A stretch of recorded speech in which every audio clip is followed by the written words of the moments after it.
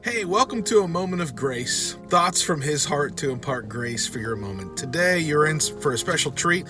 I have the great Pastor Michael Stephen Ingole with me today, and I'm just going to ask him a couple questions. Questions that I think might help some of you out there in ministry, especially pastoral ministry.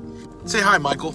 Hey, how you doing? So, Mike, I wanted to know, as a pastor, what's one of the things that you learned from the Lord that's really close to your heart that you think could help a young pastor out there? The best advice I ever got was an old minister friend of mine, and he said that a pastor should always have the smell of the sheep on him. You need to get to learn your people, get to know your people, and then to see what the Lord wants from you. If you're not close to the people that God's put in your path, then you're not going to do what he wants you to do. That's really good, Mike. Share a moment with us where the Lord spoke something to you that really impacted your heart. I think it was the first time that I really understood what the prodigal meant. When I first got saved, I didn't even know prodigal meant wasteful. The real essence of that story in the Bible is not so much the one that took his inheritance, walked away, ended up down in the mud feeding the pigs, which for a young Jewish boy would have been the very worst thing he would have had to do. So when he came back, he realized, the Bible says he came to himself. He had an epiphany that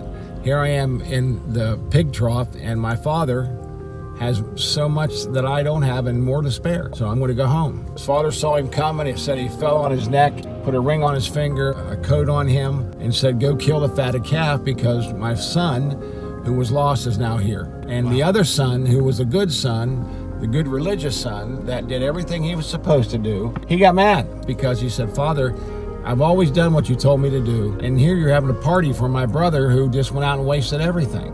He said, everything I have has always been yours. Everything that I have is yours. The sad part is he spent all those years trying to be the good son, trying to keep the rules, trying to look just right, when he tried to tell him, the Father, the same thing he tells us, everything that he has, every gift of God, he gives that because he loves us.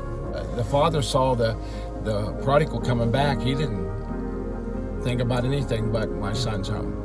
What I'm getting from you is he wants to rescue us from smelling like the pigs so that we can smell like the sheep. Perfect.